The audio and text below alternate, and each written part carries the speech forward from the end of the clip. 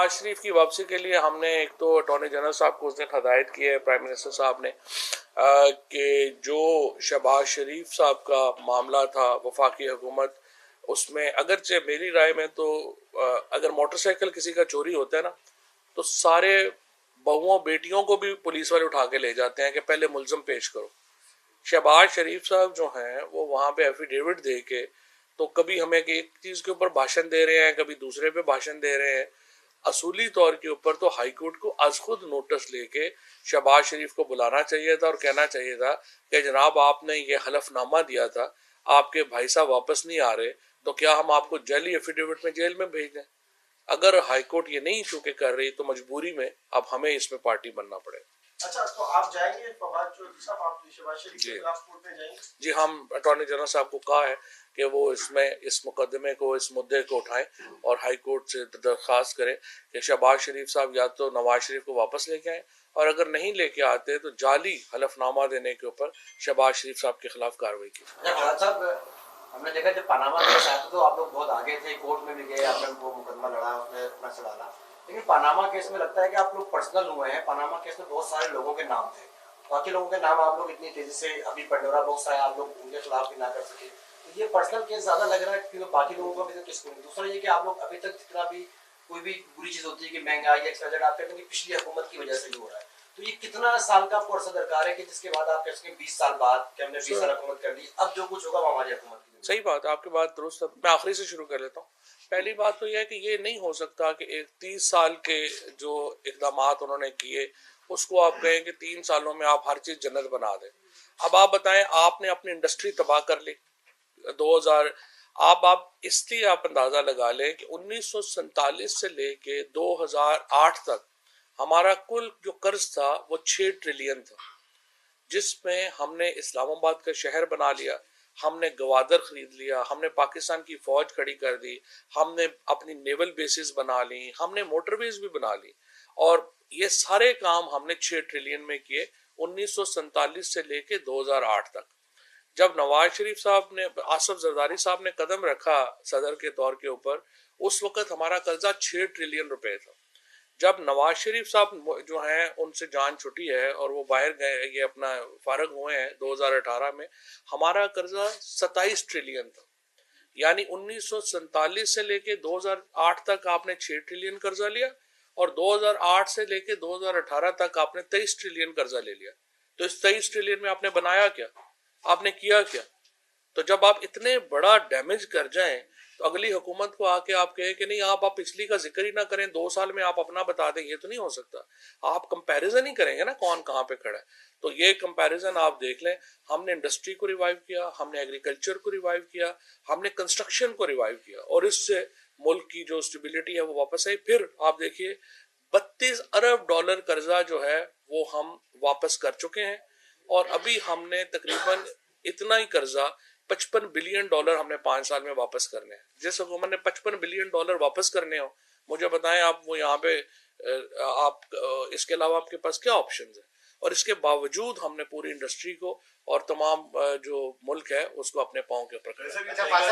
अगर आप जिस तरह से बिल फाइनेंस बिल आया IMF के हवाले से, तो आप क्या समझते हैं कि जो स्टेट बैंक की ऑटोनमस है बॉडी वो अफेक्ट होगी, और जो पाकिस्तान की जो फाइनेंशियल कंस्ट्रेंट्स होंगे या फाइनेंशियल जो भी मामला होंगे वो आप इंडिपेंडेंटली हो सकते देख सकते हैं, क्योंकि IMF के अंदर तो जो है वो और वर्ल्ड बैंक में भी इंडियंस काफी हैं, तो फिर आप फ्यूचर को किस तरह से देखते हैं पाकिस्तान के फाइनेंशियल फ्यूचर? देखिए इसमें कोई इशू नहीं है। फाइनेंस जो स्टेट बैंक का जो बोर्ड ऑफ गवर्नर्स है, स्टेट बैंक का बोर्ड ऑफ गवर्नर्स हुकूमत ने अपॉइंट करना है। ये स्टेट बैंक ये नहीं हो गया कि कोई हमने IMF को गिरवी कर दिया है। स्टेट बैंक का बोर्ड ऑफ गवर्नर्स हुकूमत पाकिस्तान ने लगाना है, और इसमें हमने पिछले जो 3 साल हैं इसमें 1 रुपया भी स्टेट बैंक से कर्ज नहीं लिया।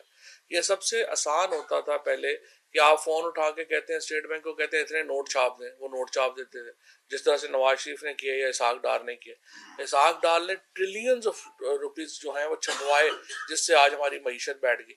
सो आप कभी भी ये नहीं करते कि इदारों को इतना जो है वो महकूम बना लें कि वो अपनी कारकर्दगी दिखाने के अहल ही नहीं रहा। हम इंडिपेंडेंट इदारों पे बिलीव करते हैं, और स्टेट बैंक की आज़ादी जो है वो पाकिस्तान के मफाद में। लास्ट चौधरी साहब ये बताइएगा, आलमी मंडी में पेट्रोल की जो कीमत है वो तो कम हो रही है, लेकिन पाकिस्तान में इसकी कीमतें मुसलसल बढ़ रही है। तो ये कहाँ जाके आप सोच रहे हैं कि पेट्रोल की कीमत जो है वो स्टॉप कर दी जाएगी? नहीं, ये तो आलमी मंडी में जब कीमतें कम होती हैं, यहाँ पे पिछले महीने 5 रुपए कम हुई थी, कल जब बढ़ी है तो 4 रुपए ऊपर गई है। सो अब ये जो फ्लक्चुएशन है, ये ओगरा इंडिपेंडेंट इदारा है, वो फैसला करता है। जब ऊपर जा रही होती है वो बढ़ाते हैं। मसला ये है कि जब ऊपर जाती है तो मीडिया में खबर फ्रंट पेज के ऊपर हेडलाइन लगती है, जब आप कम करते हैं तो पीछे छोटी सी खबर लगती है। ये मसला है, इसीलिए आपको भी नहीं पता कि कम कब हुई और ऊपर कब बढ़ी। महंगाई में भी इस वक्त आलमी में पाकिस्तान के अंदर जो महंगाई है, वो जो कीमतें बढ़ी हैं वो बैनुल-अक़वामी मंडी की वजह से बढ़ी हैं।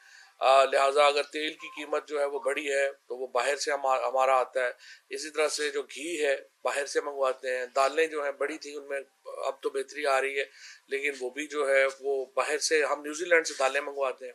चूँकि एग्रीकल्चर के ऊपर फोकस नहीं किया गया तो तमाम इसमें दूसरा साल है जबकि अल्हम्दुलिल्लाह एग्रीकल्चर पे फोकस वापस आया है। 5 बड़ी बम्पर क्रॉप्स हुई हैं और उसकी वजह से 1100 अरब रुपया जो हमारे दही इलाके हैं, फार्मर है, उनको मिला है। और इसी तरह से इंडस्ट्री जो है उसको तकरीबन आप देखिए कि पाकिस्तान की 100 बड़ी कंपनियों ने 929 अरब रुपए का प्रॉफिट इस साल जो है वो शो किया है। और इसमें मैं ये समझता हूँ कि सारे जो मीडिया हाउसेज हैं उनके प्रॉफिट्स में 33% से लेके 40% तक इजाफा हुआ है। और मीडिया पे जब मैं शोर सुनता हूँ कि बहुत महंगाई है तो मुझे ये एहसास है कि जहाँ इतना प्रॉफिट तमाम ऑर्गेनाइजेशंस ने कमाया है, अनफॉर्चुनेटली उन्होंने अपने लोगों की तनख्वाहों में इजाफा नहीं किया।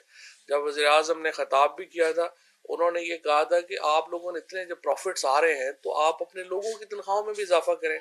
वैसे तो खैर मुझे यहाँ मीडिया के ऊपर ये भी मुझे अफसोस है कि जो आपकी ज़्यादातर वर्कर्स यूनियन है वो भी अल्हम्दुलिल्लाह मालिकान ही चला रहे हैं, तो इस वजह से वहाँ से भी कोई ख़ास आवाज़ नहीं आती कि यहाँ पे जो है इतना आपने अगर प्रॉफिट कमाया है तो उसको अपने जो कैमरामैन हैं, अपने जो वर्किंग जर्नलिस्ट हैं, उनको भी जो है वो दें।